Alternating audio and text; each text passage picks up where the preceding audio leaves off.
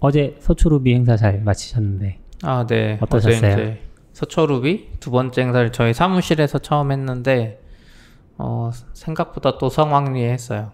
오, 성황리 예. 많이 오셨다는 얘기인가요? 저 많이 오기도 했고 우선 그 표도 빨리 팔렸고 모임을 지난번에도 가끔 해서 사람들이 많이 왔는데 이번에도 또 새로운 분들이 약간 섞여 있었음에도 불구하고 또 금방 매진됐어요. 루비계에 새로운 분이 있다니. 루비 하는 회사들은 은근 많아요. 지금 어제 보면 다른 스타트업 약간 미국에서 네. 공부하시다가 창업하시는 분들이 은근 개발자 아닌데도 네. 레일즈 배워서 하시는 분들도 있고 어제 저는 그분하고 이야기 못 나눴는데 낙교님이 이야기하셨는데 이쪽 강남 어디 위워크에 계신데요. 오. 그래서 나중에 가볼까 싶기도 하고 또 마이리얼 트립도 예전에 지금도 한지 모르겠는데 어쨌든 그쪽이 인크루팅 하시는 분도 왔었거든요. 채용 담당 쓴다고는 하시더라고요. 네? 루비 쓴다고 하시더라고요. 네, 마이리얼 트립도 원래 레일즈 쪽이었으니까. 그리고 뭐 여러 가지 회사 은근 여기저기 쓰고 있어요. 네. 모임을 안 해서 그렇지. 네, 그리고 이제 어제 이제 발표 중에 저희가 영상은 다 녹화해요. 네. 제가 워낙 관심도 많고. 그래서 저희 어제 회사 시스템도 잘 돼 있어요. 캡처보드 사가지고 각자 녹화 안 해도 이제 되게는 해놨는데 제일 재밌었던 게 이제 카카오톡에서 옛날에 서버 이야기였는데 그건 이제 오프 더 레코드로 돼가지고 녹화를 못해서 아쉽긴 한데 사람들도 그걸 제일 재밌어 했어요. 그쵸. 저 같은 경우만 해도 이제 카카오에서 레일즈 쓰는 걸 알고 있었으니까 카카오 분들 통해서 알지만 대부분은 카카오가 레일즈 썼다는 사실을 모르잖아요. 그쵸. 근데 그분이 이제 이야기해줬어요. 카카오 초기에 레일즈였고 중간에도 뭐 자바랑 막 섞여 있었고 지금도 레일즈가 일부 남아있고 근데 이제 그거 좀 더 이야기해 주셨어요. 어디까지 제가 이야기할 수 있는지 몰라서 말은 못하는데 거기서도 이제 기본은 막 자바로 전환하자. 느리면 무조건 루비 탓. 느리면 루비 탓인데 그분이 이제 엄청 열심히 해가지고 루비 문제가 아니야. 또 개선하고 해버리고. 네. 그렇지만 결국 그게 여러 가지 이야기에서 재밌었어요. 아무튼 저는 그 포인트에서 재미있었던 게 그분이 그런 얘기를 하셨거든요. 이거는 카카오톡이랑 상관없으니까. 루비가 다른 언어보다 느리긴 느리지만 서비스 할 만큼은 충분히 빠르다 이 얘기를 하셨어요. 그렇죠. 근데 저는 루비가 느리긴 느리구나. 그분이 팩트를 그러니까 공개하셨어요. 언어 스펙만 보면 느린데 이제 대부분의 서비스의 장애나 뭐 느려지는 게 DB나 이쪽에 있다 보니까 언어 자체는 네이버도 막 엄청 자바 쓸 때 자바 느리다 뭐 이런 말 많았던 시절에도 쓰기 시작을 했는데 자바도 처음에 정말 상상을 못할 정도로 느렸었거든요. 그렇군요. 근데 뭐 계속 성능은 개선되고 서비스 성격에 따라서 그런 게 문제 안 되는 서비스는 분명히 있죠. 그러니까 카카오도 그때 보면은 이제 겁나 빠른 황소 프로젝트 이런 거 할 때 그런 건 어차피 성능이 너무 중요해가지고 자바도 아니고 C++로 했었다잖아요. 그런 거 보면 자바는 성능 쪽에 있는 게 아니라 약간 오히려 반대로 생산성이나 이쪽 측면으로 와 있어야 되는 언어 아닌가 싶기도 하고 고나 이런 건 확실히 빠른 쪽 언어로 좀 뭐라 그러죠? 생산성을 낮추면서 가는 것 같긴 한데 예, 그랬어요. 재밌었어요. 그래서 다른 분들도 재밌게 듣고 그리고 원래 이제 7시 반부터 시작해서 10시에 끝내는 거였는데 10시에 끝나고 이제 네트워킹 하라고 이렇게 했더니 사람들이 안 가가지고 11시까지인가 했었어요. 네, 저도 한 10시 40분까지 버텨봤는데 어제 너무 피곤해서 피곤한 몸을 이끌고 왔거든요. 네, 피곤해서 도저히 끝까지 못 있겠다 싶어서 그냥 갔어요. 그렇죠. 오랜만에 만나서 재밌었던 것 같아요. 제가 중간에 한번 그 카카오톡 끝나고 발표 끝나고 질문을 했는데 맞아 하셨죠. 제 목소리를 듣고 어떤 분이 팟캐스트 하시는 분 아니냐고. 그래요? 만났는데 네트워킹 시간에 깜짝 놀라가지고 어떻게 하셨어요? 그랬더니 목소리를 많이 들었더니 안다고 막 그러시고 그분이 되게 좀 좋게 우리 팟캐스트 얘기해 주셔서 자기가 챙겨보는 미디어가 딱 2개밖에 없대요. 하나는 라디오스타고 하나는 스탠다드아웃이라고. 그래서 와 우리가 메이저급 이렇게 둘이 굉장히 성격이 달라 보이긴 하지만 좀 더 열심히 해야 되는데 근데 이제 저도 그분이 같은 분일 것 같긴 한데 팟캐스트 들으면서 목소리 구분이 좀 힘들다고 특히 저랑 낙교님이 힘들대요. 정말요? 네, 저는 저랑 낙교님이 힘들 줄 알았는데 그러니까 저도 이제 그럴 줄 알았는데 저 목소리 톤이 좀 다르고 네. 그래서 어떻게 해야 되지 하면서 뭐 그런 생각을 했죠. 둘 중에 하나를 잘라야겠네. 네. 아니 한쪽에 이펙트를 넣어요. 외계인 소리 뭐 이런 거. 에코를 좀 넣고. 네, 에코 넣고. 아니 자르고 얌얌님이 들어오시는 걸로. 아니요. 얌얌님 목소리 또 누가 비슷하다 그러는 거 아니야? 그럴 것 같은데요. 근데 네, 다른 있겠죠? 팟캐스트들도 다 그랬던 것 같아요. 네. 비슷한 목소리가 항상 섞여는 있는 것 같아요. 목소리 톤만으로 구분하기 좀 힘들고 이제 억양이나 말투 이런 거 주로 이런 쓰는 걸로. 단어. 근데 그것도 하다 보면 사람끼리 서로 비슷해져가지고 어느 순간부터는 사실 제일 좋은 게 유튜브 해야 된다니까.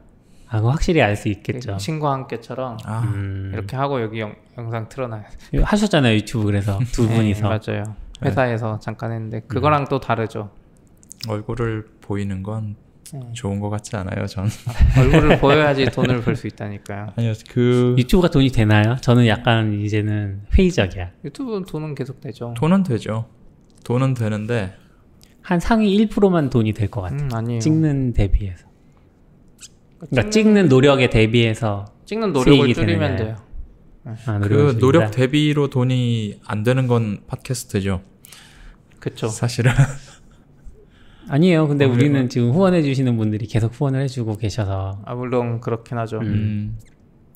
유튜브 하면 그분들이 유튜브에도 후원해 줄 수 있어요. 유튜브 실시간 생방하면 그 별풍처럼 네. 트위치 그렇게 해주니까 더 많이 그리고 벌 수도 뭐 있어요. 조회수 100이면 뭐 200원이라도 들어오겠죠. 아. 광고 기업들이 주는. 저희 다음에 여기 실시간 생방 해봐야 되겠다. 100회 특집. 네, 저 아이맥으로 50회 이제 특집 영상 이런 거. 캡처하면서 예. 캡처보드로 다 했는데 하다 보니까 이거 실시간 방송을 할 수 있겠는데 그 생각이 들었어요. 네트워크도 느린 것도 아니고 근데 이제 뭐 비공개도 있고 하니까 안 하긴 했는데 팟캐스트는 나중에 실시간 생방 할 수 있지 않을까? 네. 한번 해보시죠. 이번 루비 행사할 때 뭐 어려웠던 점 이런 건 없었어요? 우선 저는 준비를 안 했고 저희 회사에 다른 분이 이제 그렇군요. 새로 대학생으로 이제 신입으로 오셔서 그분이 이제 하시면서 그분이 이제 루비 배우면서 해보겠다 그래서 그분이 거의 다 하셨어요. 저랑 낙교님 그냥 아무것도 안 하고. 그분을 초대했어야 날로 먹었네. 네, 그러니까 맞아요. 그분을 초대했어야 되는데. 지난 방송 때 나왔던 얘기인데 역시 승진을 하고 봐야 되는군요. 그래요? 아니 저랑 낙교님이 워낙 안 하니까 그때 일회 모임하고 안 해서? 네, 일회하고 한 몇 달 동안 또 안 하잖아요. 근데 이게 확실히 이제 막 배울 때는 그런 의지가 막 생기잖아요. 모임도 있었으면 좋겠고. 그렇죠. 그래서 더 하게 되는 것 같기도 해요. 그렇군요. 아마 그래도 다음 행사는 또 3월에 다음 달에 바로 할 수도 있을 것 같기도 해요. 어제 오신 분 중에 이제 발표하겠다는 분들도 있으니까. 잘 됐네요. 루비의 번창을 기원합니다. 파이썬보다 잘 나가면 안 되는데. 왜요? 네? 파이썬이 앞에서 좀 맞고 스크립트 언어 느리다 이런 건 파이썬이 다 맞고 루비는 그냥 돈 잘 버는 언어로 포지셔닝하면 좋겠어.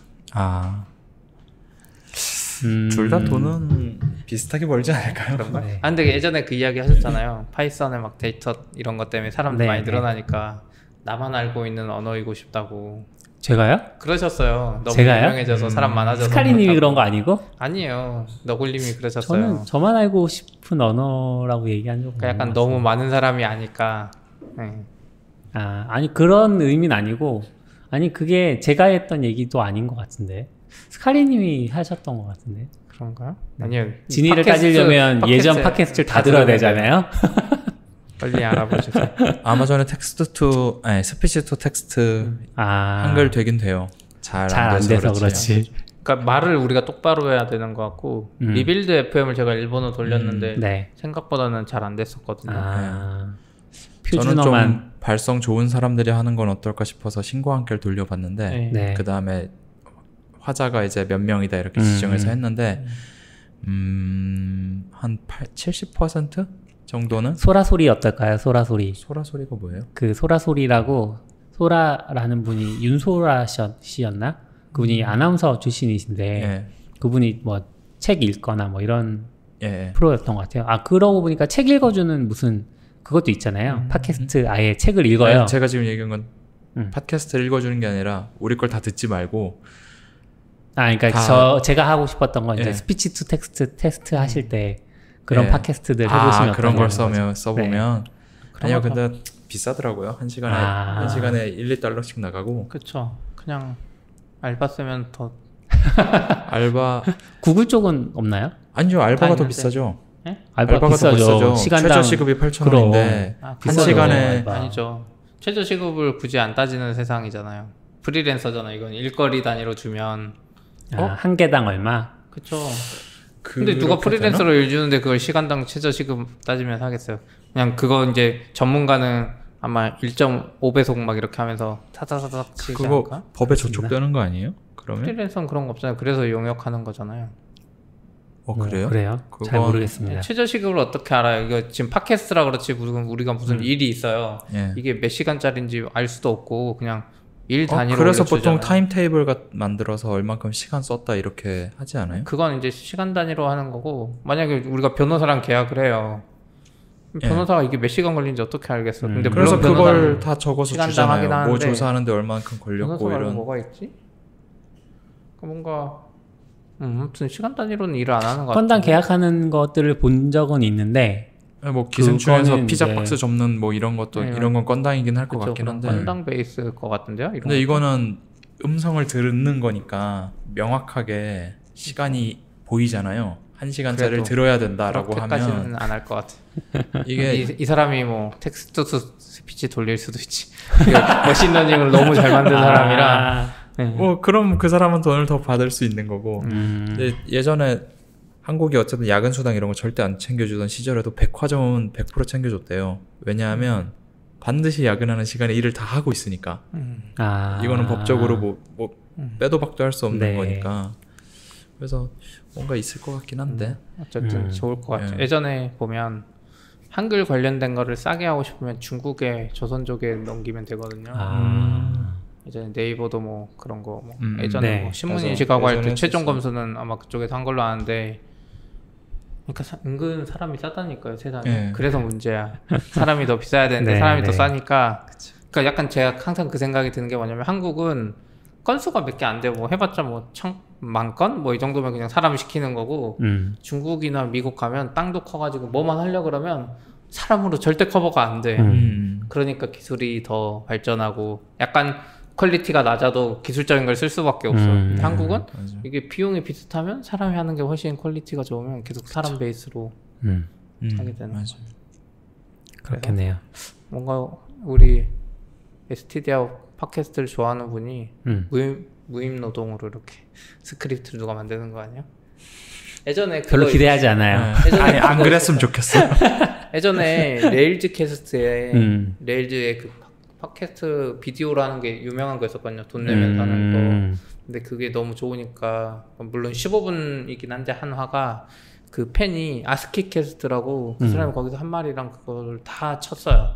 와. 그래서 다 그걸 따로 했어서 결국 그게 레일즈 캐스트 쪽에 붙었어요. 탭으로. 와. 검색 편의성을 위해서. 뭐 검색 편의성 때문은 아닌 것 같고 뭐 그걸 다 못 보는 사람이 있어서 그런데 아무튼 누가 그걸 다 일일이 했어요. 15분이라서 뭐 가능했을 수도 있는데 자기가 공부하면서 하는 거니까.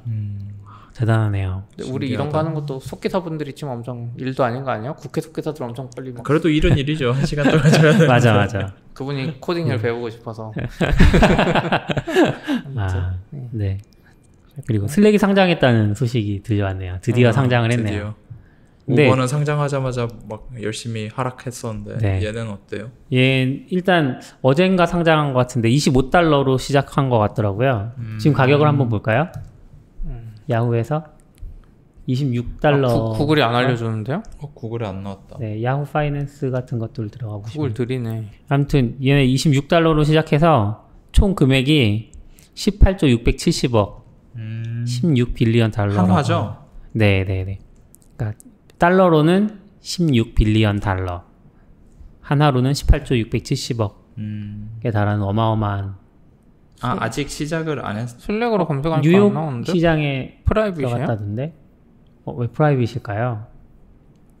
이거 맞나요? 프라이빗 컴퍼니 이거 맞나요? 맞네요. 오버뷰. 아직 시작을 안 한 건가?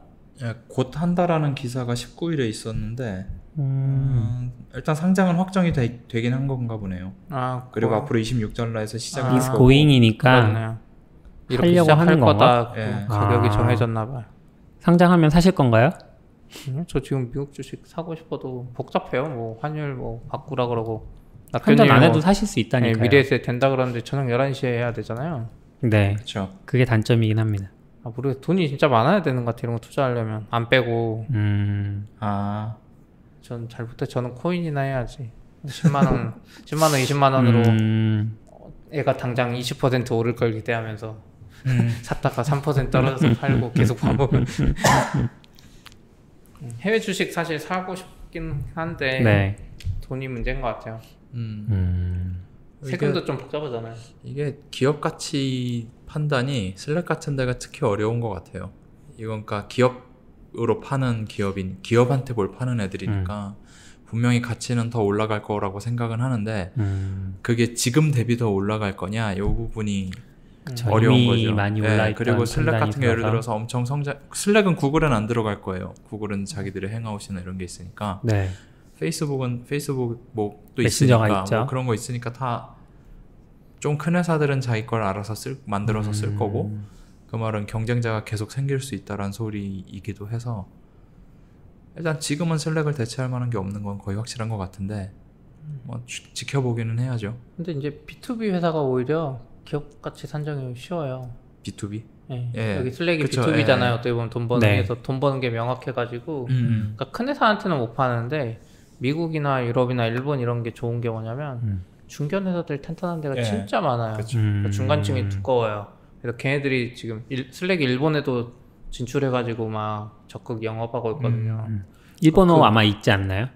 그건 잘 모르겠는데 아무튼 일본에서 영업하고 있어요. 대놓고 막 홍보하면서. 근데 일본의 그 중견 기업들 어떻게 보면 일본이 사람들은 무시하지만 일본이 일본 왜 무시해요? 경제 GDP 2위였잖아요. 10년 넘게. 그럼요. 그쵸. 잃어버린 10년 동안도 2위였는데 그럼. 그리고 중국 때문에 이제 3위 애매한 상황인데 그래서 일본이랑 이런 데만 먹어도 기업 가치가 사실 훨씬 높아질 수 있어요. 그냥 B2B 장사만 해도. 그럴 수 있죠. 그리고 이제 가능성이 높은 게 MS가 슬랙 인수할 가능성이 저는 높다고 봐요. 요즘 분위기 보면. 오, 그래요? MS가 그 솔루션을 다 지금 통합하려고 해요. 오피스까지는 다 먹었는데 MS가 채팅 솔루션 내놓은 게 잘 안 돼요. 스카이프도 잘 안 되고. 그런가? 근데 MS가 슬랙만 하면 진짜 MS가 오피스 시장을 다 먹는 거예요, 사실상. 오피스를 좀 더 잘 만들어줬으면 좋겠는데. 18조면 MS가 사고도 충분히 싼 가격이죠. 그쵸. 아마 더 비싸게 산다면 더 비싸게. 네, 일본어 번역 되네요. 음. 일본어 지원하네요. 슬랙이 한국에 올 일은 없고 절대 제 생각에는 그쵸. 비용 대비 손해고 일본은 충분히 어제도 이제 낙교님이 서초루비 할 때 루비카이기 이야기를 했었거든요. 네. 마지막에 라이트닝 토크로 거기다 이제 루비카이기에 스폰서하는 회사들을 이렇게 쭉 봤어요. 우리가 듣도 못한 회사들 네. 많아요. 뭐 M3 뭐 이런 데는 M3가 뭐 의료 뭐 이런 거 하는데 걔네들 지금 기업 가치가 16조예요. 슬랙 수준이. 우리 듣도 그러네. 못했잖아요. 근데 그 나라에서 그냥 의료 쪽 하는 애 16조 같이 가지고 있으니 그런 회사들이 이제 슬랙 우린 보통 의료 쪽은 알기 어려워요. 네, 뭐 되게 그렇긴 한데 유명한 데나 약이나 이런 거로 유명한 애들이 있어서. 그거 말고 이제 산산이라고 우리로 치면 리멤버 같은 회사 거기서 잘 나가고 있고 우리는 이제 리멤버가 그렇게 시장이 안 크잖아요. 그래서 네. 이제 네이버에 들어가 있는 건데 거기는 산산 자체가 이미 명함이랑 비즈니스 그걸로만 이미 성공했으니까 일본이 명함을 너무 좋아하는 것 같기도 하고. 명함 그 문화죠 부분에서. 거기가. 네. 슬랙 같이 생각하면 더 높아질 것 같긴 해요 사실. 네, 가능성은 커 보여요. 근데 경쟁자가 저렇게 해서 성공 사례가 있으면 쏟아져 나올 거니까. 물론 당분간은 슬랙이 주도하겠지만. 메타버스도 잘 안 됐고 디스코드는 또 게임 쪽이고. 네. 애매한. 슬랙 주식 사야 되나? 돈이 없어. 그죠. 주당 22억이면은 비싼 편이지. 한 주 살려고 들어갈 순 없어.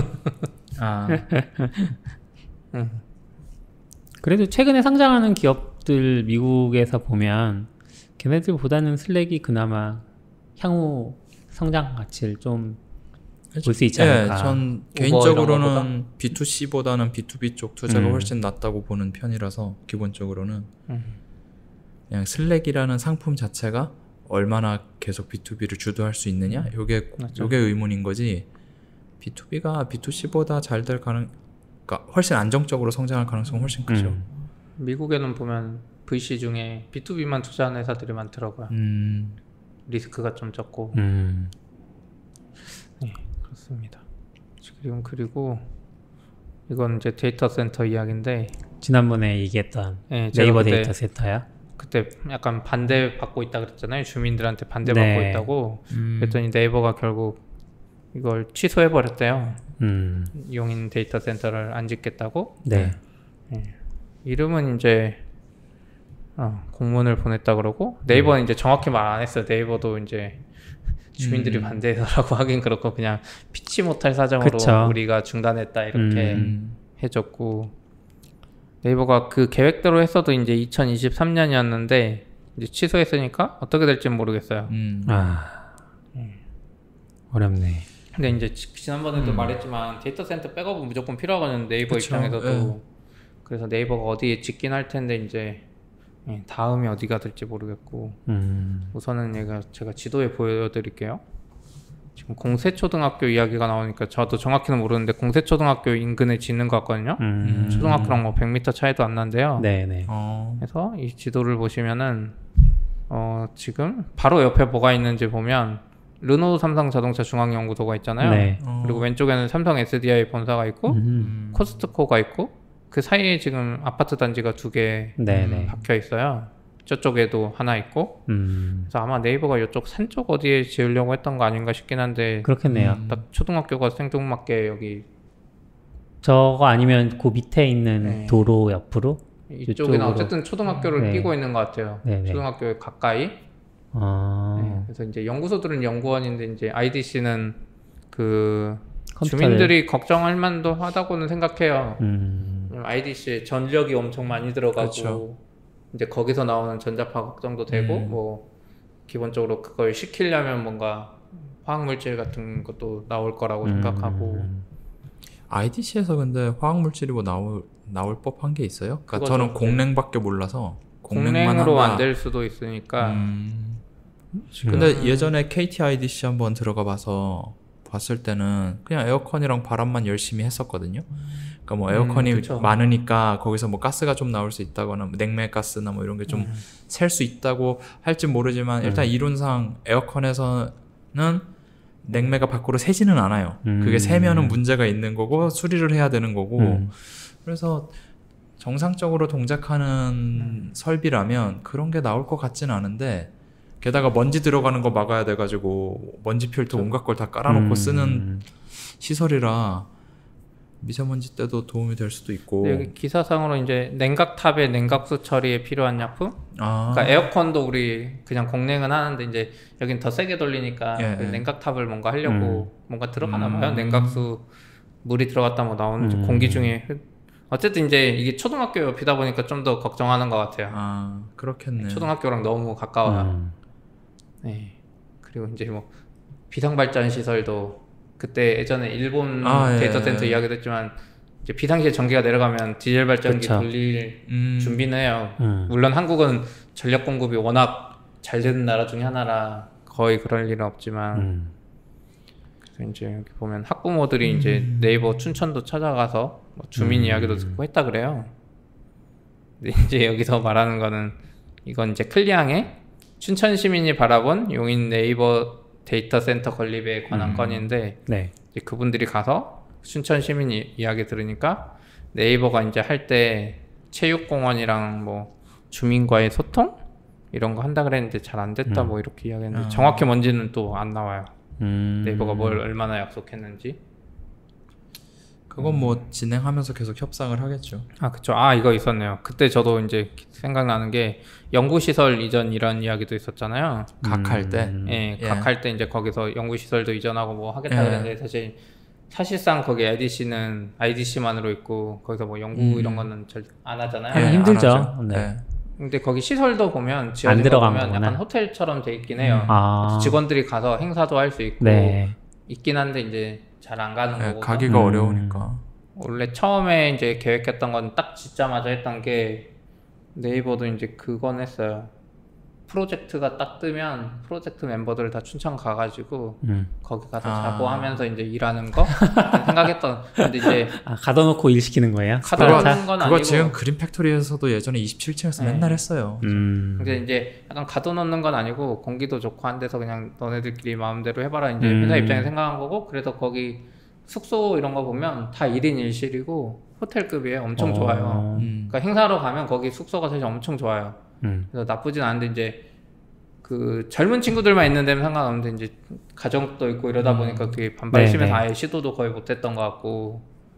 그러니까 계획은 야심차게, 그러니까 정확히 계획 세울 때 이미 현실적이지 않았어요. 막 뭔가 다들 회사 약간 그거죠. 회사를 위해서 엄청 충성할 거고 내 인생의 절반은 회사를 위해 바칠 사람 뭐 이런 식으로 생각하면서 만들었던 것 같아요. 그러니까 시설도 되게 좋고 되게 매력적인 곳이긴 한데 거기서 업무만 해야 되고 뭐 무슨 뭐 다른 거 하나도 없고 뭐 그런 식이니까. 그러니까 네이버가 어쨌든 현실적이든 비현실적이든 어떤 계획을 세웠고 그대로 안 된 거죠. 그냥. 그리고 이제 여기도 보면 뭐 일자리는 사실 이건 좀 애매해요. 이분이 좀 이건 좀 세게 쓴 것 같아. 네이버에 인컴즈라고 그 고객센터 하는 회사가 있긴 해요. 근데 이분은 여기 좀 세게 썼어. 콜센터 그 이상 그 이하도 아니고 뭐 물경력을 쌓고 싶고 돈에 욕심이 없으면 저는 이게 약간 안 좋은 거잖아. 사실 지방에는 어떤 일자리든 있으면 좋아요. 그건 좀 약간 애매한 거. 그리고 용인은 애초에 이런 거 짓는 것도 아니고. 그리고 이제 원래 이거는 사실 시민들이 기대했을 것 같아요. 그 공간이 너무 좋아서 지금 시민들이 휴식 공간과 강당을 약간 공개하고 거기 보면 농구장도 잘 돼 있어요. 춘천 얘기하시는 거죠? 실내 농구장 춘천 거기에. 근데 이제 그게 국가 중요시설물이라고 일반인 접근 못해서 공개를 안 하고 보조금 받기로 한 것도 취소했대요. 그래서 약간 이런 것들 뭐 이해는 가네요. 왜냐하면 데이터 센터가 바로 옆에 있는데 아무나 들락날락 하면 사실 보안상에 위협이 있잖아요. 그렇게 하는데 뭐 어떻게 하려면 또 할 수 있었을 것 같긴 한데 굳이 그거를 이제 감당하느냐의 문제도 있었을 것 같고. 이건 기자가 기사 제목을 못되게 뽑은 것 같아요. 전자파 발생 이유 반대 이렇게 적으면 누가 봐도 야 그게 무슨 이유야? 전 처음에 기사 제목만 읽고 아니 전자파가 사실상 원적외선인데 다들 원적외선 좋다고 누워있으면서 뭐 그런 원적외선 좋아하면서 왜 이건 반대해? 약간 이건 그냥 좀 비꼬는 생각이 잠깐 들었던 거였는데 그쵸. 사실 뭐 그 고압선 지나가고 그걸 땅에 매립해도 그렇고 주변에 초등학교 있고 그 다음에 아까 전에 그 약품 같은 거 환경적 문제 발생할 수 있다 이런 식의 그러니까 오히려 제목을 이렇게 뽑으니까 사람들이 춘천 이상하다 뭐 이런 식의 얘기를 주변에서도 많이 했던 거잖아요. 이건 진짜 기자가 못 대먹은 것 같아요. 근데 뭐 어쨌든 이게 좀 이슈가 있어서 그래서 클리앙의 이 기사가 처음 나왔을 때 밑에 사람들이 이제 데이터 센터만큼 깔끔한 게 어딨냐 근데 이것까지 반대하냐 이런 식으로 사람들 좀 많이 그랬죠. 그렇게 생각이 되니까. 근데 이제 거기 주민들 입장에서는 또 초등학교 때문에 반대하는 건 사실 이해도 되고 고압선이 지나가는 것도 사실 사람들이 꺼려하기는 해요. 그렇죠. 지금 저기 판교에 보면 대장지구라고 새로 짓는 그 분양한 지구가 있어요. 판교 바로 아래 판교랑 붙어 있는데 거기도 지금 분양할 때 제일 이슈가 되는 게 거기 고압선이 원래 지나가거든요.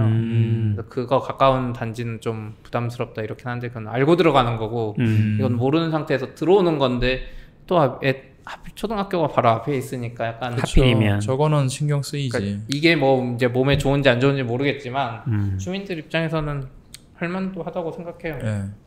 고압선은 몸에 안 좋은 건 거의 확실한 것 같고 그냥 근거가 좀 부족한 아직까지 연구를 많이 안 해서. 근데 저는 왜 땅이 하필 여기였는지 저도 모르겠어요. 좀 생뚱맞은 땅이잖아요. 지금 보면 아파트 단지랑 뭐 물론 르노 연구소도 있긴 하지만 저수지 있고 물 갖다 쓰기 좋고 산 속에 있고 물 갖다 쓰진 않을 것 같아. 가게 했던 이유도 거기가 이제 산 속 어디면 냉각하기 좋아서 그랬던 거잖아요. 근데 그거 다 의미 없는 것 같아요, 저. 예? 의미가. 그렇죠. 사실 개마고원 아니면 의미가 없을 수 있는데. 약간 미국도 보면 막 사막이나 진짜 알래스카 정도 지은 거 아니면 온도 차이 약간 나는 거는. 그리고 위치 난방비를 보니까? 약간 줄여줄 수는 있지만.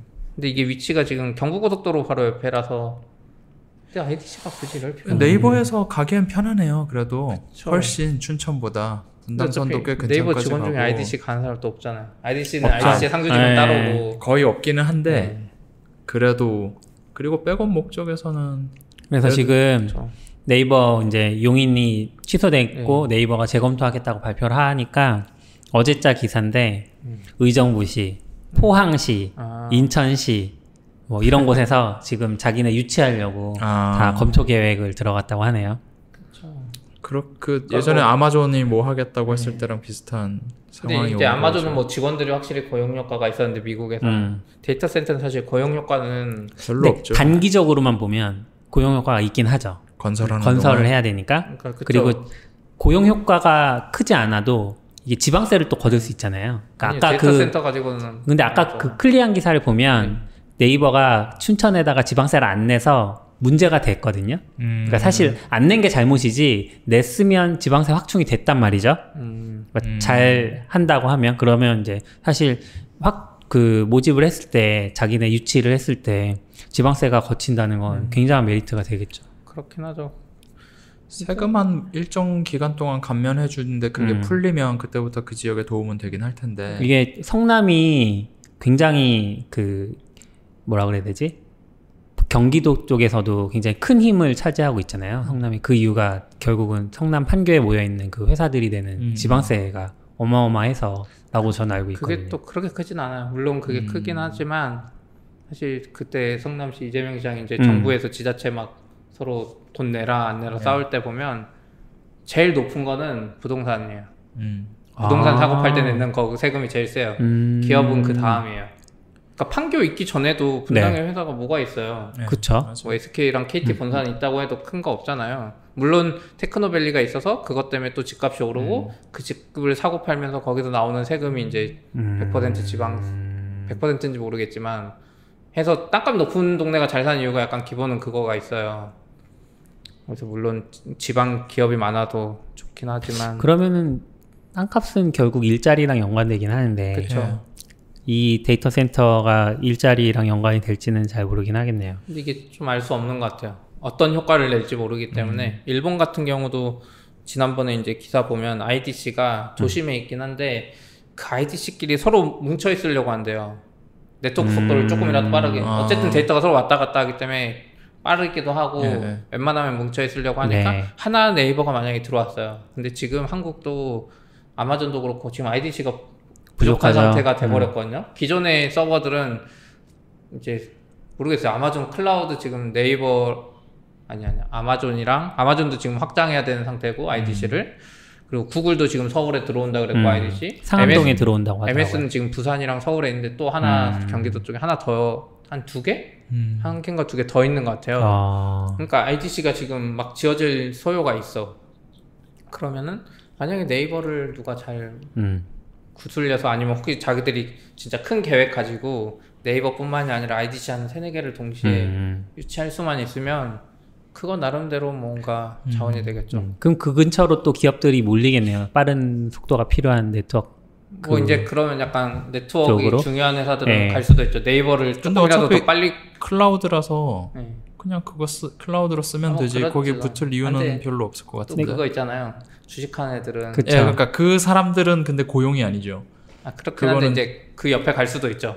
예, 그 사람들은 가겠죠. 예. 플래시 보이즈 보면 그 건물 최대한 가까운 데 가가지고 전용선 꽂으려고 하니까 물론 그 IDC에 들어가면 되지만 뭐 그러니까 알 수 없는 것 같아 이게. 근데 지금 IDC가 정말 그 지역 경제에 도움이 되느냐는가 애매한 게 구글 처음에 뭐 IDC 뭐 한국에 만든다고 할 때 그거 뭐 우리 전기만 주고 세금은 다 아일랜드에서 내고 수익은 하나도 안 난 걸로 처리하고 있는데 IDC가 예를 들어서 춘천이든 뭐 용인이든 어디든 들어갔어요. 그러면 전기는 전기 사용한 건 한전으로 갈 것이고 그러면 그 IDC가 그 인근에서 어떠한 소비를 진작시킬 수 있는지 뭐 돈을 돌려주는 돈이 굴러가는데 어떤 도움이 되는지를 생각해 보면 IDC는 그냥 그 나라의 인프라 같은 거지 정작 그런 도움은 하나도 안 되는 게 아닐까라는 생각도 들어요.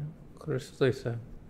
근데 이제 뭐 지방 입장에서는 특히 포항이나 이런데 뭔가 없는 데에서는 뭐라도 하나만 있으면 좋으니까. 근데 포항은 좀 힘들겠다 생각해보니까. 왜요? 지진 지금 계속 그쵸. 발생하고 있는데 지열 발전 아무리 연구할 작은 때마다 지진이라고 해도 지금 일본도 지을 때 보면 일부러 홋카이도에 짓는 이유가 지진도 다 고려한다 그러니까. 근데 부산에는 있을 만도 하거든요. 그러니까 오히려 그쵸. 아무리 지진이 부산에 있더라도 지금 IDC가 다 서울에 있기 때문에 서울에 뭐 데이터 센터 날아가면 백업이 안 되잖아요. 그렇죠.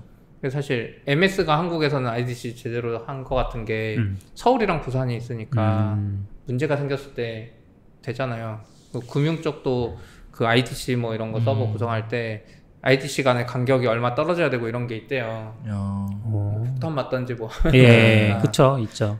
그런 관점에서 네이버도 춘천에 있는 건 좋으니까 수도권에 하나 있으면 좋은데 그래서 제가 트윗인가 페이스북에 썼지만 판교에 들어갈 가능성이 있는 게 아닌가. 판교 근데 비싸가지고. 판교 비싸서 안 될걸요? 이게 관점이 다르다니까. 제가 낙조님한테도 말했는데 어차피 땅은 비싸요. 수도권에서 지금 용인도 이거 원래 그 땅 분쟁해가지고 뭐 이런 거 있었잖아요. 네. 이게 지금 수원에서 뭐죠? 땅 원래 주인이 있었는데 뭐야? 아무튼 뭐 있었던 것 같아요. 이건 다른 이야기인데 어쨌든 땅 용도도 바꿔주고 땅은 지자체가 싸게 주면 돼요. 지금 보면 저 판교가 네. 그 사옥들을 다 지을 때 다들 지하 주차장을 만들려고 하다가 바닥이 너무 단단해서 지하 많이 파봤자 2층 정도까지밖에 못 팠거든요. 그래서 저쪽이 주차난이 어마어마했어요. 지금은 어떻게 개선됐는지 모르겠는데, 그러니까 거기다가 데이터 센터를 짓는다고 마냥 위로 올리는 게 안 되는 동네인 게 또 공군 훈련소 있고 뭐 이러니까 그래서 높이 못 지으니 밑으로 파야 되는데 밑으로 파기 어려우면 옆으로 퍼줘야 되는데 그게 저 동네에서 가능할까라고 하면 그게 좀 애매한 게 지금 말했지만 정확하지 않은 게 현백은 지하 5층 주차장까지 있어요. 그렇죠. 현백은 그랬죠. 그리고 판교 H스퀘어도 3층 주차장까지인가 있어요. 그러니까 정확하지 않아요. 그때 건물 지을 때 사실 판교가 다 망할 줄 알았어요. 테크노밸리. 그래요? 네이버도 보면 땅 혼자 안 샀어요. 돈 많은데도 뭐 옆에 네오이지랑 컨소시엄에서 사가지고 기부채마다 뵙고. 그렇죠. NC가 원래 땅 장사를 잘하잖아요. NC가 진짜 그 판교에 금싸라기 땅 산 거는 NC가 투자 잘한 거고, 나머지 보면 뭐 한컴 이런 회사들한테 진짜 싸게 분양했어요. 여기 용도를 제한하면서 어쨌든. 근데 지금은 이미 분양해서. 개발이 다 돼서 여기는 끝났죠. 그걸 싸게 주면은 안 여기에 되잖아요. 그거보다 더 넓은 땅이 지금 여기 보시면 판교 제이 만들고 제2테크노밸리 있으니까. 이쪽이 약간 산이잖아요. 이거 지금 다 짓고 이쪽 분양도 지금 열심히 하는데 어쨌든 약간 경인고속도로가 막고 있고 해가지고 교통이 이쪽이 좋지는 않아요. 판교처럼. 여기가 있죠. 근데 이것도 지금 잘 될 가능성이 높았는데 지금 요 위쪽에 세종연구소 지나서 이쪽 어딘가에 판교 제3테크노밸리 계획이 있어요. 그렇기 때문에 지금 경기도에서 테크노밸리 관련된 지금 공장을 다 이쪽에서 경기도랑 성남이 하려고 하기 때문에 그쪽이 아니고 땅 이쪽 요만큼 아니었어요? 주면 돼요. 그냥 IDC가 저기 들어가는 건 괜찮을 것 같고. 땅 넓잖아요. 아까 거기 보면. 그러니까 네이버한테 IDC 주기로 하거나 아니면 그 정부 지자체를 해가지고 IDC 부지를 그냥 아예 만들어 놓고 AWS 보고 다 유치해버리면 서울 가까운 IDC 그게 되잖아요. 그러니까 이거는 약간 지자체의 의지예요. 네. 그래서 저는 가능성이 없다고 보진 않아요. 지자체가 어차피 땅 싸게 사가지고 주는 그건 건데. 그렇죠. 그리고 판교 쪽은 뭐가 없기 때문에 그렇게 반대할 가능성도 낮고. 여기 땅 주면 되지. 여기 낙교님 물어봤는데 여기가 공항이거든요. 성남공항이 저기예요? 네. 그래서 이제 높은 건물은 못 짓는데 판교 데이터 센터도 보면 높게는 안 지어요. 옆으로 넓게 하려고 하지. 그래서 저는 어차피 또 성남시랑 친하고 네이버가 성남시한테 땅 몇 개 샀어요. 성남시가 주민들한테 욕먹으면서 네이버한테 땅 진짜 많이 팔았어요. 지금 본사에 있는 자리도 원래 초등학교인가 무슨 관공서 부지예요. 네. 그래서 지금 바로 옆에는 아파트들인데 그 사이에 생뚱맞게 기업이 들어가 있거든요. 그거 팔 때도 말 많았는데 그 바로 옆에 있던 빈공서도 원래 경찰서 부지인가 그런데 네이버가 확장하다 보니까 땅이 없으니까 또 그거 성남시가 줬거든요. 좋죠 그거. 그리고 성남시가 또 지금 판교에 공터로 주차장처럼 쓰는 데 있어요. NC소프트 앞자리. 그 자리도 지금 팔거든요. 엄청 비싸게. 거긴 너무 비싸서 사실 IDC 비용은 안 들지만 그러니까 성남시는 보면 판교가 잘 됐기 때문에 이렇게 막 부동산으로 지금 장사를 잘해요. 주민들도 음. 딱히 뭐라고 안 해. 집값이 잘 오르잖아요. 그래서 가능성이 있다고 봅니다. 아, 물론 인천 이런 데도 좋지만. 그럴 수 있겠네요. 네. 예, 어떤 부동산 이야기 하다 보니까 이야기가 예, 가고 있네요. 예, 어쨌든 역시 이런 얘기가 오래 얘기하기 좋네요. 네. 뭔가 논란이 될 만한 네. 예. 그리고 다른 이야기도 해볼까요 이제? 네. 기터브가 풀판다를 인수했는데요. 일단 이 풀판다가 뭐예요? 저도 이제 요번에 처음 들어서 보니까 풀판다가 풀리퀘스트를 조금 관리해 준다고 해야 되나? 그런 애예요. 기능이 3가지인데 저 지금 사이트 가면 밀고 있는 기능이 네. 3가지 나오더라고요. 풀판다에서 제공하는 기능이 풀리퀘스트를 처음에 리마인드 해주는, 그러니까 이런 풀리퀘스트 너 리뷰해야 되는데 아직 안 하고 있어, 그런 기능이 하나 있고요. 애널리틱스라고 해서 누가 풀리퀘스트를 뭐 많이 올렸는지 혹은 누가 풀리퀘스트에 리뷰를 많이 했는지 이런 식의 어떤 분석을 해주는 것 같고, 그것도 이제 석세스 레이트가 있어요. 아 이 사람의 PR 성공률은 100%. 그게 좀 재미죠. 매니저의 동료라고 적혀 있네요. 이 기능에 음. 대해서는. 그리고 풀 어사이너라고 해서 이게 이제 깃허브에 기본적으로 그건 있거든요. 코드 오너를 설정을 하면 그 풀리퀘스트 올렸을 때 해당 풀리퀘스트를 누가 리뷰를 해야 되는지 리뷰어가 자동으로 선정이 되는데, 풀 어사이너는 약간 뭐 랜덤리하게 그렇게 선택을 해주거나 이런 식의 기능인 것 같아요. 저도 안 써봐서 정확하게 랜덤까지는 모르겠어요. 아닌 것 같고 아 그래요? 밸런스하고 효과적으로 잘 분산되게 한 명한테만 몰리면 안 되잖아요. 네. 그래서 이걸 잘 나누는 근데 랜덤으로 하면 잘 처음에는 나눠지는 거 아니에요? 랜덤으로 아니죠. 하고 랜덤으로 했는데 일이 이거는 엄청 아 오래 순간적으로 들어가는 몰린다거나 PR이고 그럴까봐. 간단히 할 수 있는 PR일 수도 있고 이 사람 PR이 막 아. 5개 쌓여있는데 랜덤한다고 이 사람한테 또 주면 안 될 거잖아요. 최초에만 어떤 랜덤이거나 이렇게 하고 그 다음부터는 이제 자기가 밸런싱을 하는 거군요. 그러지 않을까요? 그게 네. 아니면 굳이 이거 만들 이유가 없잖아요. 근데 이게 좋은 게 그 깃허브에서 인수를 해서 무료로 풀었어요. 아 네, 그래서 오거나이제이션에다가는 무료로 할 수 있고 개인은 당연히 안 되죠. 왜냐하면 풀리퀘스트는 개인적인 건 아니니까. 내가 나한테 클릭해. 근데 안 된대요, 일단. 내가 나한테 PR 날리고. 저도 제 어카운트로 인스톨을 하려고 했는데 그게 안 돼요. 여기 써 있어요. 오거나이제이션 어카운트에만 무료로 살 수 있대요. 다른 옵션은 없나 봤더니 없더라고요. 유료로도 못 사요. 아무튼 깃허브 이런 식으로 이게 MS잖아요, 결국은. 그쵸. 확실히 이제 돈이 많아져서 그런지. 가능성이 있다니까요, 슬랙. 그러네. 슬랙이 깃허브에 딱 붙어버려. 아, 슬랙 사야겠네. 이미 슬랙 리마인더까지 들어갔는데. 좋은 기능이니까 한번 가능성은 써보시길. 있겠네요. 네. MS가 하면 좋겠다. 아니까 MS가 하면 안 되나? MS가 약간 애저의 솔루션으로 묶어가지고 파는 거지. 아, 나중에 두고 보면 알겠죠. 한 10년, 20년 뒤에. 네네. GCP가 한국에서 영업할 때 약간 G수트랑 묶으려고 하는 것 같더라고요. 저 이번에 보니까. 아 오, 그래요? 구글 클라우드는 잘 안 쓰는데 G수트는 많이 쓰잖아요. 네네. 네. 그것도 괜찮네요. 그리고 이거 엔터프라이즈에서 오픈소스는 뭐예요? 책이에요? 아, 이거는 원래 그 작년에 오렐리가 행사를 하거든요. 오스콘 행사였던 것 같은데 오픈소스 행사를 오렐리가 후원을 해서 열어요. 그 오스콘인데 이름이. 거기에서 이 책을 발표를 한 거예요.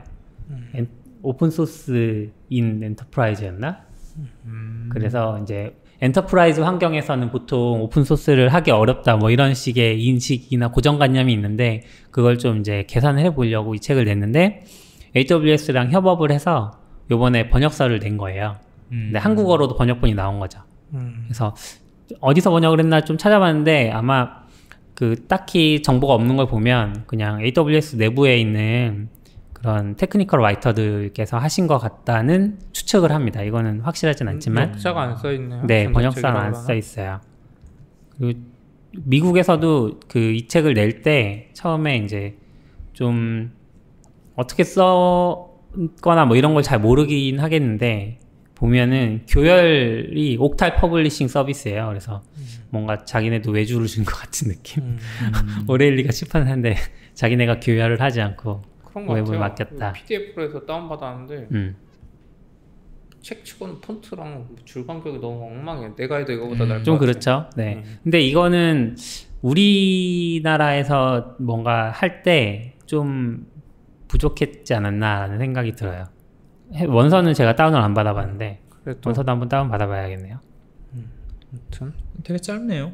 네, 되게 작은 책입니다. 그래서 아마 대부분은 다운받고 안 읽는 책이 되지 않을까. 여기서 말하는 엔터프라이즈는 진짜 한 삼성 정도인가? 왜냐면 그런 되겠죠. 일반 회사에서는 오픈소스 적용하려고 뭐 프로세스를 타거나 뭐 채택하려고 뭐 이런 거 아니잖아. 그냥 빨리 써버리지. 그쵸. 그냥 그쵸. 회사에 물어보고 써야 되는 회사들인가? 네, 그런 회사들일 것 같아요.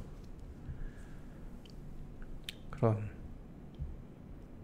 이 책은 원래 돈 주고 팔던 건가요? 아, 그런 거 같진 않고. 그러니까 오렐리가 무료로 공개를 했는데 요번에 이제 그것도 무료로 나온 거죠. 번역본도 무료로 나온 거죠. 그리고 오렐리가 이런 거를 이런 형태의 책들을 네. 무료로 푸는 이유가 있을 것 같은데. 오렐리 책들이 기본적으로 오픈소스 관련된 책들이 많잖아요. 그래서 뭐 오픈소스 생태계에 대해서 관심이 많고, 그래서 오스콘 같은 것도 계속 후원하면서 여는 것 같고. 또 책을 판매하는데 도움도 되니까. 그쵸. 오픈소스 도움이 책들이 되겠죠. 더 잘 팔릴 것 같아요. 제가 얼핏 듣기로는 이제 이 오픈소스 쪽 외국 오픈소스는 이제 어느 정도 팀원들이 모이고 이렇게 오픈소스가 좀 이슈를 타잖아요. 뭐 예를 들어서 CP라는 오픈소스를 만들었어. 우리가 네. 이번에. 근데 한 4-5명이 모여서 막 열심히 개발을 했는데 우연히 해커랭크나 해커뉴스에서 이제 언급이 되면서 갑자기 사람들이 막 늘어나고 스타가 막 1000개씩 찍히는 거예요. 네. 그럼 그 시점부터는 마케팅으로 전환을 한대요. 이 친구들이 이제 물론 개발도 하지만 그래서 한 사람씩 연락을 한대요. 너는 매닝, 너는 오렐리, 너는 뭐 또 어디 있죠? 뭐 어디 이렇게 해가지고 각자 책을 쓰는 거예요. 멤버들이 계약을 해서 책을 쓰고 그게 저자들 책이 많구나. 네 오히려 더 커뮤니티와 이 오픈소스를 활성화시키는 거죠. 그런 식으로 더 널리 배포가 되고 그러면 이제 2차 저작물들이 또 나오는 거잖아요. 네. 커뮤니티 외부에서 오픈소스 써보고 좋으니까 또 책을 쓰고 이런 식으로 선순환을 많이 한다고 하더라고요. 딱 들어보니까 미국에 오픈소스 만드는 사람들 생각이 있네. 돈도 벌고 마케팅도 할 줄 알고. 원래 개발자들이 개발만 하다가 망하잖아요. 물론 이게 이제 모든 오픈 소스 그렇긴 프로젝트에 한데. 적용되는 것 같진 않지만 이제 이런 식으로 혹은 이제 책을 전문으로 이렇게 쓰시는 분들도 계시는 것 같아요. 이걸 테크니컬 라이터라고 할 수 있겠는데 이제 그런 분들도 오픈 소스에 적극적으로 참여를 하시는 거죠. 자꾸. 그런 것도 좋은 것 같아요. 좋죠. 책 쓰는 걸 잘하는 사람이 있는데 좀 그쵸. 쉽게 해줘야지. 그렇죠. 지금 요즘에도 저도 아르고라고 무슨 쿠베 위에서 돌아가는 네. CI/CD 워크플로우 같은 거 있거든요. 그런 거 막 골랐는데 그 유튜브도 1년 전 거 하나 있고 찾기가 그럼 너무- 신뢰가 안 가잖아요, 사실. 찾기가 너무 힘들어. 근데 이게 너무 필요하니까 써야 될 것 같은데 이럴 때 보면 확실히 책 같은 게 있으면 좋겠다 이런 생각 들거든요. 맞아요. 사실 이 글 쓰는 분들이 오픈소스 쪽에 좀 많이 들어오면 좋겠다는 생각은 하고 있었어요. 글 쓰는 분이 좀 돼보세요. 저요? 여기서 독학 쓰면 포티포비치 열심히 하잖아요. 열심히 안 하시잖아요 요즘에. 죄송합니다. 반성할게요. 노력을 매일 똑같이 할 수는 없어요. 네. 아니 혼자 하세요 사실상. 조금 좀 그래요. 네. 이거 번역서가 왜 좀 레이아웃이 읽기 힘든지 봤더니 한글 서체를 썼잖아요. 네. 고딕 계열을 썼어요. 일단 고딕 계열은 일단 그 모니터에선 보기 쉽지만 보기 어려운 면들이 있고 두 번째로는 영문 레이아웃을 그대로 땄어요. 근데 영어는 행간이 좁아도 잘 읽히거든요. 왜냐하면 대문자 기준으로 행간을 잡고 소문자들이 많기 때문에 행간이 눈에 잘 이렇게 들어와요. 그러니까 여백이 많아 보여요. 근데 이걸 그대로 한글로 옮기면 한글은 네모 반듯하잖아요. 모든 글자들이 다 네모에 꽉 차니까 행간이 너무 작아 보이네요. 이걸 그대로 옮기셔가지고. 누르면 안 되나? 워드처럼 이렇게. PDF로 안 되겠죠. 아쉽다. 좀만 더 신경 쓰셨으면 이런 것도 학교님이 해준다고 하세요. 낙교님이 어디 있어요? 아니 너굴님이 제가 뭘 해요? 나한테 원본을 주면 내가 이거 늘려주겠다. 내 이름을 박아달라. 아쉽네요. 네.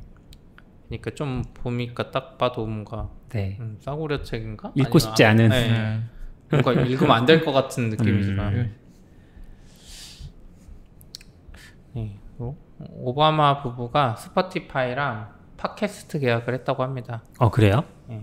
뭘 하지? 저 두 분은? 그러니까 지금 우선 그 그룹이랑 계약한 거고 오바마 그 두 분이 미국도 비슷한 것 같아요. 결국 정치도 하고 돈을 벌어야 되는데 개인이 돈 벌 방법이 없잖아요. 그래서 두 사람이 프로덕션 컴퍼니 이제 하이어 그라운드라는 걸 만들었대요. 이게 뭐예요?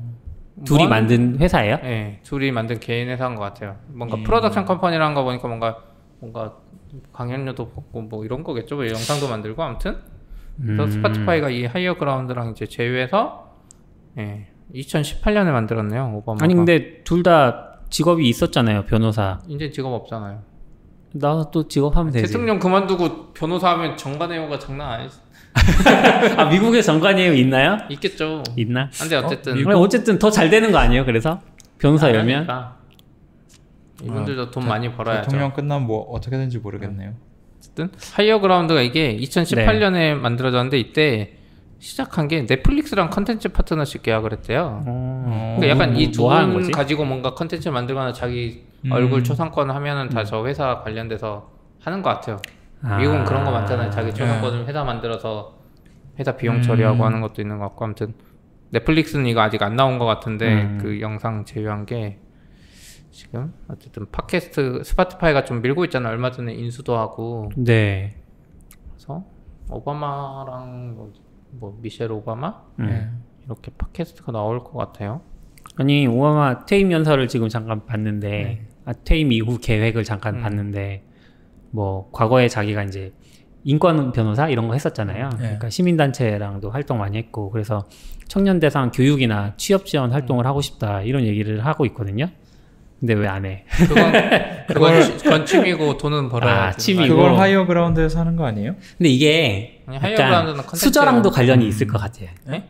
수저. 수저? 그러니까 빌 클린턴 같은 사람들이 사실 갑자기 튀어나온 인물이 아니라 굉장히 빌 클린턴 같은 뭐 아니면 누가 있지? 뭐 지미 카터나 이런 사람들은 클린턴이 완전 초 엘리트라 그랬어요. 네, 40대 미국 내에서도 엄청나게 정치 명망가 이런 출신인 거잖아요. 그래서 은퇴하고 사실 재단 설립해가지고 자선 활동하면서 뭐 사실 자기가 강연 다니면서 버는 돈 다 그 재단으로 들어갈 거고, 그러니까 먹고 사는데 문제가 없는 사람인 거죠. 기본적으로 그런 사람들은 이제 이렇게 기부 활동하고 자선 단체 만들어가지고 돕고 구호 활동하고 하는 것 같고. 오바마 같은 사람은 수저가 좋진 않잖아요, 사실. 열심히 그러니까, 돈은 계속 벌어야 되니까. 돈은 벌어야 되니까 또 이런 식으로 물론 사회에 좋은 쪽으로 좀 뭐 노동을 하시겠죠. 그렇지 않나. 우린 대통령이 끝나면 한 달에 600만 원인가 나오잖아요. 품위 유지비. 미국도 나오겠죠. 네, 미국도 나올 텐데 그러니까 먹고 사는 문제는 그걸로 이미 해결됐을 것 같고 이건 그냥 뭔가 먹고 살기 위한 이런 것보다는 다른 게 아닐까라는 생각도 벌면 벌수록 더 벌고 싶으니까 그런 그게 우리의 상상일 수도 있겠다는 생각도 들어요. 왜냐면 그만큼 다 못 벌어봤거든요. 그러니까 지금은 더 벌고 싶어요, 당연히. 근데 우리나라도 대통령들 재단 만들고 열심히 하는데 그건 좀 성격이 다른 것 같긴 하지만 여기서 얘기하지 않겠습니다. 이게 저 얼마 전에 조지 부시 대통령이 한국 왔었거든요. 근데 재미있었던 게 아니 무슨 자기가 만났던 대통령들 초상화를 그려가지고 그 전시를 한 거예요. 그래서 신기하다 그랬는데 지금 찾아보니까 지금 화가를 하고 있대요. 실제로. 그래가지고 그거 전시회도 열고 막 그러면서 다니나 봐요. 재미있네요, 이 사람도. 똑같죠. 그건 돌아다니면서. 근데 팟캐스트가 요즘에 계속 이렇게 되긴 하는 것 같아요. 이제 완전 메이저 유튜브처럼 메이저 붐은 아니고 이제 한국이 약간 메이저 붐이긴 했는데 그것도 이제 작년이나 이렇게 시작한 분들 보면 오래 못하고 이제 끝나잖아요. 그렇죠. 네, 그래서 이제 또 신과함께처럼 잘 되는 건 또 잘 되긴 하는데 근데 팟캐스트는 계속 이런 식으로 갈 것 같긴 해요. 전문 분야의 사람들이 소규모로. 그렇죠. 우리도 계속 열심히 할 건가요? 우리는 우선 사무실이 있으니까 너구님만 안 힘들면 돼요. 저 힘들어요. 너굴님 없으면 이제 혼자 해야 돼. 뭐 다른 팟캐스트도 가끔 휴가는 가던데. 네? 뭐 그런 계획은 없어요? 아, 휴가 계획. 휴가 우리 계획 휴가 없나요? 빨리 주세요. 휴가. 휴가 없죠. 저에게 휴가가 필요합니다. 휴가 가서도 하잖아요. 미국 가서도 녹음하고. 아, 그건 휴가가 아니었으니까. 휴가가 아니라 그냥 미국을 간 거였으니까. 그러니까 휴가 가서도 녹음하고. 그러니까 정작 팟캐스트에선 휴가를 안 줘. 팟캐스트는 회사에서도 휴가를 원격으로 할 수 그래서- 있잖아요. 그래서 제가 자영업이 참 힘들다고 말하는 거예요. 자영업은 휴가를 쓸 수 없어. 맞아. 노동법에도 안 걸려. 네, 그거 그냥 사장님 소리 듣고 싶어서 자영업을 하고 싶다라는 생각이 있다면 절대 하면 안 돼요, 진짜. 그렇군요. 이 자영업이 힘든 게 또 하나 그 소식이 들린 게 메이커 미디어라고 미국에서 메이커들을 이제 좀 커뮤니티를 네. 제대로 해보자 그래서 이제 미디어도 만들고 여기서 주로 했던 거는 메이커 행사 네. 그다음에 메이커 잡지 이 두 개를 해서 처음에는 이 메이커 잡지는 오렐리의 브랜드로 출발했어요. 그래요? 오렐리에서 내다가 이제 독립을 한 거죠. 예. 메이커 미디어로 그랬는데 얘네가 경영난에 시달려서 결국 구조조정하면서 직원을 다 자르고 파산 신청을 한 것 같더라고요. 이게 미국도 자영업은 힘든 거구나. 다시 한번 좀 느꼈어요. 근데 자영업이 힘든 거랑 예를 들어서 GS25 편의점 각각은 힘들지만 네. GS25는 먹고 살만 하잖아요. 아무 문제 없고. 그럼 프랜차이즈를 열어야 되나요? 그러니까 메이커 미디어가 그 자영업자들이 모인 네. 공간을 단순히 제공하는 형태였다면 그럼 메이커 미디어 자체는 어렵지 않았을 것 같은데 그럼에도 여기는 좀 불구하고 독특한 구조조정과 건 파산을 신청했다라는 건 다른 이유가 있을 자영업자들이 것 같은데. 모였다기보다는 네. 취미 활동가들이 모인 거죠. 아, 개개인은 사실 돈을 벌 만한 어떤 그건 없고 그런 사람들이 그냥 모여서 잡지에 글 쓰고 그리고 1년에 한 번씩 행사하면서 자기들끼리 했던 작품들 발표하고 돈을 못 벌어서 그런 거. 너무 동호회스러웠던. 네. 거기서 막 이제 기업 그래서. 붙여가지고 막 삼성이랑 제휴해서 이번 컨셉은 무조건 삼성 걸로 만들기 막 하면서 빅스비. 예를 들어서 메이커 미디어는 킥스타터 뭐 이런 거하고 연계가 되거나 이러진 않았던 그런 건 거예요? 아니에요. 그러니까 개개인이 할 수는 있는데 그거를 개인이 메이커- 취미로 하는 것만 있었던 것 네. 같아. 메이커스는 주로. 그냥 성격만 들어보면 저기 플러스 킥스타터를 섞어도 되게 잘 되지 않았을까 싶은데 거기 있는 분들은 이제 만드는 것만 재밌고 예. 아까 그 콘셉트처럼 아, 마케팅하는 그렇게. 데 관심도 없고 그랬던 게 아닌가. 그럼 더더욱 오렐리처럼 네가 책 써라 이제 뭐 이런 식으로 뭔가 그런 걸 해줄 수 있어야 됐던 게 그러게요. 아닌가 싶기도 하네요. 했어야 되는 게 네. 아닌가 싶은데 근데 사실 이런 거 보면 사업화해서 성공하는 게 진짜 어려운 것 같아요. 맞아. 그러니까 돈 벌려는 의지도 있어야 되고 요즘 스타트업들 보면은 어떻게든 싸게 가져가면서 전 세계를 대상으로 팔아서 전 세계를 거의 점거하는 수준까지 갔을 때 비로소 이익이 나기 시작하는 약간 그런 서비스들이 많잖아요. 넷플릭스도 그렇고. 저것도 그래서 막 스타트업이 엄청 낭만적이다라는 생각이 들다가도 그들이 마케팅을 하고 실제로 돈을 버는 모습들을 보다 보면 저긴 진짜 막 내 영혼, 뼈, 몸, 뭐 모든 걸 다 갈아 넣어서 뭐 나뿐만 아니라 주변 사람들을 다 갈고 넣다 보면 그런 식으로 돌아가는 회사들 아닌가라는 생각도 들더라고요. 메이크업 미디어는 제가 느꼈던 거는 그냥 동호회였어요. 돈 벌려는 기업이 아니고 그냥 행사도 어떻게 1년에 한 번밖에 안 해. 근데 한 지역에서 한 번이고 그랬죠. 미국은 지역이 넓으니까 네, 그쵸. 돌아다니면서 하긴 했어요. 그래도 미국이 주가 50개면 50번밖에 안 하는 거잖아요. 회사. 그리고 그렇죠. 약간 들어보면 아니요 50개면은 일주일에 하나예요. 그렇긴 한데 먹고 사는 게 좋아. 들어보면 이게 미국에서 할 때도 주별로 하잖아요. 근데 약간 파이콘스럽게 주에서 커뮤니티가 하는 거지 메이커 미디어가 직접 이거를 막 주최하거나 하는 건 아닌 것 같고 그냥 그럼 진짜 이렇게 돈못 후원해주고 벌었겠네. 뭐 이런 진짜 식이었던 돈 버는 것 구조가 같고. 안 보이는데. 그래서 이제 안 이 돼서. 소식 듣고 제일 걱정했던 게 우리나라도 메이크업 페어가 있거든요. 근데 메이크업 페어 앞으로 못 하는 건가 이런 생각을 했는데 요번에 이제 메이크업 페어 쪽에서 공지를 올리셨어요. 다행히 올리면서 자기네 올해는 일단 계획대로 한다 얘기했다 하셨고 사실 우리나라는 이런 취미생활 예. 이런 뭔가 공작을 하는 취미생활 굉장히 활성화되지 않았잖아요. 그래서 그렇죠. 집에서 할 수가 없어. 네, 할 수가 없죠. 그러니까 그런 것도 있고 시간이 일단 없어. 우리나라는 뭔가를 할 만한 사람들이 그래서 이런 사람들이 모일 만한 공간이 없어진다는데 저는 되게 아쉬움이 컸는데 다행히 일단 올해 메이크업 회원 한다고 해서 다행이라고 생각합니다. 전 만약에 저거 지금 블루터가 하고 있잖아요. 블루터 안에 사업부가 한다고 하거든요. 메이크업 헤어를요? 네, 메이크업 그거를 원래 그 한빛 미디어가 가져왔었대요. 네, 맞죠. 그렇기는 해요. 블루터한테 넘긴 것 같아요.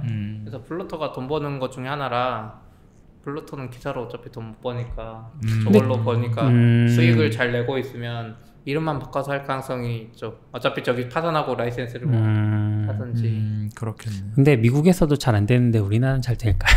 아니죠. 우리나라는 좀 다르잖아요. 사업적으로 접근해서? 기업이랑 약간 그러니까 사업하는 사람의 그 차이인 것 같아요. 누가 하느냐 이걸로 돈을 벌겠다는 의지가 있느냐 없느냐. 그리고 어떤 건 어떤 나라에서 되고 어떤 건 안 될 테니까.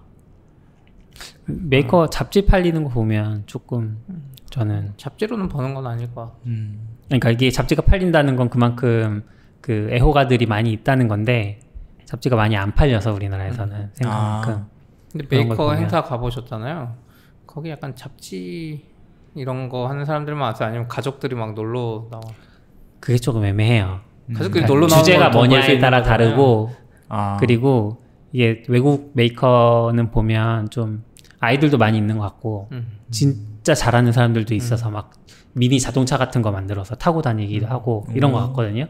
그러니까 수준이 굉장히 다양해요. 우리나라는 제가 최근엔 안 가봤지만 제가 참여했을 때만 해도 좀 수준이 비슷비슷하고 그리고 대학생 위주고 그러니까 취미로 하시는 분들이 많지 않다는 느낌이 있었고 그리고 수준이 비슷하니까 자기들끼리 이렇게 보면 좀 재미있거나 해야 되는데 그러니까 뛰어난 걸 보면서도 되게 재미를 느끼고 자기보다 수준은 낮아도 뭐 그 이렇게 아이디어가 참신하구나 이렇게 알 수 있잖아요. 근데 수준이 비슷비슷하니까 다 고만고만한 느낌이 좀 저는 있었어요. 돈 벌겠죠. 뭐 그건 두고 보면 알겠죠. 계속 하면 벌고 있구나 이런 거고. 저 지금 그때 낙교님이랑 그 나골님이랑 이렇게 가서 뭐 했었다면서 야구 팔았다면서 잘 안 팔렸다면서. 저희는 약간 그게 딱히 저희가 했던 그러니까 결과물을 어딘가에 공개를 하거나 하고 싶은데 할 만한 곳이 없었어요. 저희가 만들었던 게 뭐냐면 야구 경기를 시각화를 한 거거든요. 1년치 야구 경기를 구단별로 시각화를 해서 결국은 그 그래프를 보면 어떤 구단이 맨 마지막에 1위를 했구나 혹은 1년을 거치면서 어떤 구단이 승리를 하거나 혹은 패배를 했구나 몇 대 몇으로 패배를 했다는 걸 이제 상대적으로 알 수 있고 그리고 중요한 시점들을 이제 한 10가지 정도 뽑아서 야구 1년치 야구 역사에서 중요한 시점들을 이제 표시를 하고 뭐 예를 들면 이승엽 은퇴라거나 이런 식으로 이제 정리를 해서 그걸 한 장의 커다란 그래프로 만들고 그다음에 설명하는 작은 이제 브로셔를 하나 만들어서 그걸 이제 가져간 거죠. 메이크업 페어에 이제 이런 거를出품해도 되겠니? 라고 물어봤는데出품해도 된다고 해서 가져갔고 근데 많이 못 팔았어요.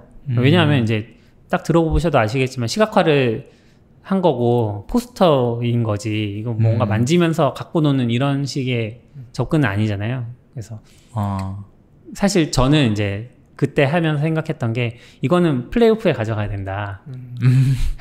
그렇잖아요. 이건 뭐 그랬는데 우리가 만드는 시점이 플레이오프보다 좀 많이 늦었어요. 플레이오프 끝나고 아마 만들게 됐고 그래서 좀 아쉬움이 있죠. 말 잡지는 경마장 앞에서 팔아야죠. 네. 낙교님한테도 말했는데 역시 이게 마케팅에 관심이 없는 분들이라 약간 야구는 무조건 지역주의를 타야 돼요. 저 그 얘기도 했어요. 그래서 무조건 야구는 지역주의가 엄청 세요. 근데 지역주의를 잘만 팔면 야구에서는 성공하거든요. 그래서 약간 한 장으로 만들 게 아니라 우선 팀별로 만들어야 되고 그러면은 자기 팀이 더 확장돼서 보이면 이게 뭐 의미가 있든 없든 자기 팀 거니까 그냥 사는 거고. 그리고 그 저희가 옆에 팀 까주면 더 좋아하고. 첫 시도였기 때문에 사실 조금 그런 것도 조심스럽게 접근한 면도 있고 그리고 8개고 그때는 8개였나 9개였나? 최근에 10개까지 됐잖아요. 그러니까 10개 구단을 10개 버전으로 만들어야 되는데 공수가 너무 많이 들었던 거죠. 저희 그러니까 하기엔. 그걸 할 수만 있으면 사실 다시 하고 싶긴 마음은 있어요. 평일이랑 주말마다 잠실 야구장에만 있으면 돼요. 100개 구단이 어차피 다 오거든요.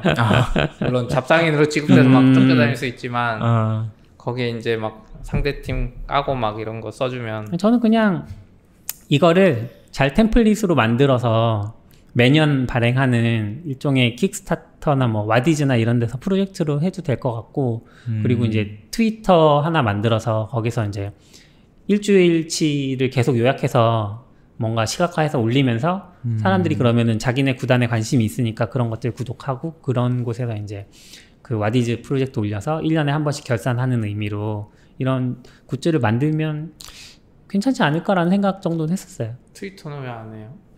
근데 뭐 낙교님이 호응을 안 해주니까. 아 그래요? 바쁘다는 이유로. 아 요즘 포티포비치도 잘 안 하시는데 포티포비치 여기 넘긴 거잖아요. 그러니까. 트위터만 하고 있고. 그래서 포티포비치 글은 제가 쓰고. 네. 너굴님한테 컨텐츠 맡기고 이제 본인이 낙연님이 승진하셨군요. 아 본인이 승진했다고 생각하는 건가? 그럼 안 되는데. 자영업은 쉬는 게 없는데. 아이, 참. 아무튼 네, 오바마의 이런. 아까 그 뭐 취미생활 얘기하실 때 뭐 우린 시간이 대부분 없다. 뭐 실제로 많지 않기도 하지만 왜 우리가 유독 다른 나라보다 시간이 없는 걸까요? 도시 생활이 대부분이고 근로자의 대부분 도시에 있잖아요. 근데 도시 생활이라는 특징이 굉장히 바쁜 삶으로 변해가는 것 같아요.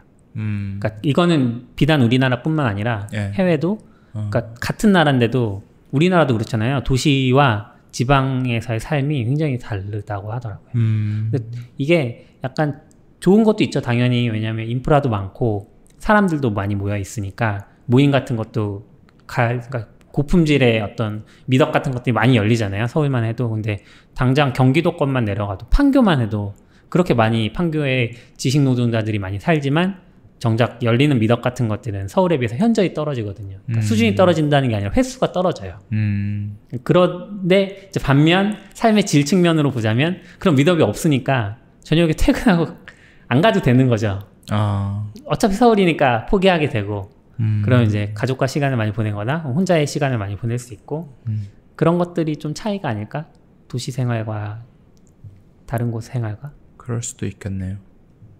어차피 미국도 뭐 유명한 스타트업이나 초기에 이제 일하는 사람들 보면 테슬라가 특히 심한데 거기 월화수목금토 금금금 네. 유명하잖아요. 중국은 996이라고 그러고 그러니까 약간 변화가 빠르고 막 성장하는 쪽은 나라 그쵸. 자체도 마찬가지고 그러니까 유럽처럼 이미 정체 단계에 들어가 버린 나라는 나라 전체가 이제 그냥 평균적으로 일하는 건데 중국이나 우리나라처럼 막 급성장하고 있으면 그냥 모든 분야가 약간 계속 달려야 되는. 근데 이게 막 하다가 이제 어느 수준에 올라오면 이제 약간 자기 여유도 찾는 목소리도 나오고 중국은 유명한 게 996이라고 하거든요.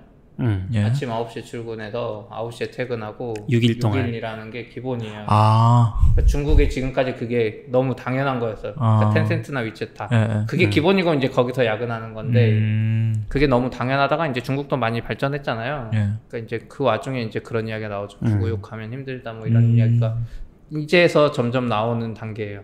그럼 우린 메이커 페어가 결국 아직 취미 생활이 성숙할 단계까지 못 갔다고 보는 게 맞는 걸 수도 있겠네요. 요즘에 점점 사실 태동이기는 하죠. 예, 이제 막 태동이기는 시작되는 거라고. 여유 시간을 많이 가지고 우리도 주 5일째 되면서 여유 시간이 생겼고 또 이제 소득 수준이 전체적으로 높아지면서 시간 내는 분들도 많긴 해요. 그러니까 돈이 없는 분들은 요즘에 그런 이야기 오히려 더 많이 나오는 게 투잡 시대 됐다 그러거든요. 아, 그렇죠. 그런 분들은 오히려 이제 주말 없이 더 돈을 벌려고 하는 건데 상대적으로 여유가 생기면은 그쪽에서 이제 취미 생활이 오히려 안 좋은 것 같기도 하고 양극화. 예, 그렇죠. 양극화 문제는 양극화도 또 심해진 거죠. 어쨌든 저도 취미 생활 하고 싶어요. 근데 애 때문에 안 돼. 이거는 아, 한 30대 어느 정도는 애기 때문에 못 하는 게 커요. 뭐 5살 이전에는 지금 공식적으로 이건 꿈을 취미는 꾸지 아닌 마세요. 거죠? 이거는 회사에서 하잖아요. 그나마. 아. 그러니까 집에 갔을 때 주말이나 뭐 저녁 시간에 뭐 이거는 그냥 전 세계 모든 나라를 불문하고 그 나이 때 그건 없어지는 것 그렇죠. 같아. 예. 맞아요. 근데 애가 이제 또 크면은 이제 애랑 같이 취미 생활하고 할 것 같은데 또 애를 둘 낳으면은 그 5년이 아니라 뭐 이렇게 더 늘어나죠. 더 늘어나겠죠. 미국 애들은 어떻게 하는지 모르겠는데 미국도 똑같을 것 같아요. 똑같을 미국은 더 것 심할 같아요. 것 네. 같아요. 미국은 엄마들이 라이딩하는 게 더 심각하다 그러더라고요. 엄마 개인 시간이 거의 없대요. 네, 맞아요. 한국보다 더 심하게 라이딩한다 그러더라고요. 라이딩이 일단 필수고 왜냐하면 거기는 학교 가는데 뭐 버스가 그쵸. 없으니까 지하철 같은 게 없으니까 그리고 학교도 멀리 떨어져 있고 동네에 있는 학교가 아니잖아요. 예전에 들은 건데 뭐 양육은 애초에 공동으로 하는 거고 여럿이 해야지 시간이 나는데 이걸 온전히 한 두 명한테 던져버리는데 심지어 예전엔 남자들은 하지도 않았었고 그러니까 이제 자기 시간을 다 쏟지 않으면 아예 할 수 없는 그런 상황이 계속 반복되고 있어서 공동 육아를 하는 게 맞지 않겠냐라는 얘기도 조금씩 나오는 것 같아요. 그쵸. 빨리 컸으면 좋겠다. 5살까지만 참으세요. 멀었어요. 제가 어렸을 때 생각해보면 5살로 끝나지 않을 것 같은데. 아 그래도 그때가 되면 조금 여유가 생깁니다. 선배의 조언을 듣고. 근데 저 그게 제일 애매해요 지금 나이가. 어떤? 애가 지금 이제 돌 되려고 그러는데 네. 2살이래요. 내년 1월 되면 3살이래. 태어난 지 1년 반밖에 안 됐는데 3살이래. 그럼 사람들이 말하는 그 5살이 5년일까 아니면 한국식 나이에 5살일까? 저는 일단 한국식 나이로 생각하고. 그래요? 만 아닐까요, 근데? 그냥 아니요, 만으로 생물학적인 성장 단계를 생각해보면 한국 사람들은 애기 나이 할 때 당연하게 만 나이를 말 안 하잖아요. 그게 참 신기한 것 같아요. 제품에서 적혀있는 나이는 무조건 만 나이고요. 그래요? 법적인 나이이기 때문에 뭐 제품이나 이런 뭐 19세 미만 구독 불가 이런 거는 다 그런 거고 그다음에 사람들끼리 얘기할 때는 아직은 한국식 나이를 많이 이야기하시죠. 그러면 저 제일 궁금한 게 애가 태어났잖아요. 이제 돌이 되잖아요. 초를 꽂아야 되잖아요. 돌인데 2살이잖아요. 초를 하나 꽂아야 돼, 둘 꽂아야 돼 지금. 돌에 왜 둘이 돼요? 2살이에요. 1년 시작. 태어난 그렇죠. 해가 한 살이 거니까. 하지만 초는 뭐 어딘가에 초를 꽂는 행위는 서양식입니다. 그러니까 만으로 하시는 게 맞을 거예요. 그냥 해피 벌스데이를 꽂으세요. 그래서 애매해서 요즘 한국이 막 그렇게 되는. 글자를 꽂으면 돼. 그럼 초 70개 꽂으려면 근데 힘들어요. 옛날에 어른들은 초를 하나 꽂고 2살인데 3개 꽂고 막 하다 보면 애가 너는 10살이다 그랬는데 초를 9개 꽂으면 이상하잖아요. 그럼 분명히 그 사이 어딘가에 엄마 아빠가 이제 수를 이렇게 조작해야 되는데 그게 어느 시점이지? 그럼 그냥 가족의 프로토콜로 만드세요. 우리 집은 돌 때 2개 꽂는다. 아니면 뭐 우리는 만만 친다. 이렇게. 우리 집만의 아니, 컨벤션. 저 그냥 만 나이로 통일됐으면 좋겠어요. 이 복잡한 나이를 쓰는 게 우리나라밖에 없대요. 나이가 공식적으로는 3개라던데. 네. 그러니까 뭐 군대 쪽인가? 그쪽에서 쓰는 나이가 하나 있고, 그다음에 우리 만 나이가 있고, 우리가 흔히 얘기하는 해가 넘어가면, 그러니까 12월 31일에 태어난 애는 다음 날 바로 1살 먹는 그 나이 이렇게 3개가 있다고 하더라고요. 네. 그렇다고 하더라고요. 만 나이로 통일했으면 좋겠습니다. 꽂으셨어요? 돌 때 초 하나 꽂으셨어요? 2개 꽂으셨어요? 하나 꽂았나? 사진을 찾아봐야 될 것 같은데. 지금은 한국 나이로 꽂으시죠? 돌 때 그럼 그 사이에 어디서 펌핑 하셨네 숫자를? 아닌가? 지금도 지금도 어떻게 꽂는지 잘 기억이 안 나요. 여기 너무 공동육아를 안 하시는 분이. 아니 그게 아니라 제가 얘기했던 저 지금 6월이잖아요. 근데 우리 애들 생일이 1월이랑 11월이야. 그래서 저 지금 1월에 생일을 하고 너무 오래 지났어요. 그리고 제가 얘기했던 공동 육아는 부부 둘이 아니라 여러 사람 마을 단체 그 정도 공동 육아를 얘기했던 근데 거고요. 또 그거 사람들 싫어하잖아. 나중에 그렇죠. 근데 마음 맞는 사람들 몇 가정 모여서 같이 하는 거는 괜찮을 것 같아요. 마음이 맞기 쉽지 않죠. 그게 문제죠. 그 공동육아가 옛날에 그 시골의 그 문화잖아요. 사람들이 싫어하는. 그러니까 거기서 이상한 말을 자꾸 하니까 그래서 싫어하는 거죠. 이게 너무 참견하지 않거나 이렇게 하면 적정한 선 유지하면서 하면 뭐. 여기까지 오래 얘기했네요. 수고하셨습니다.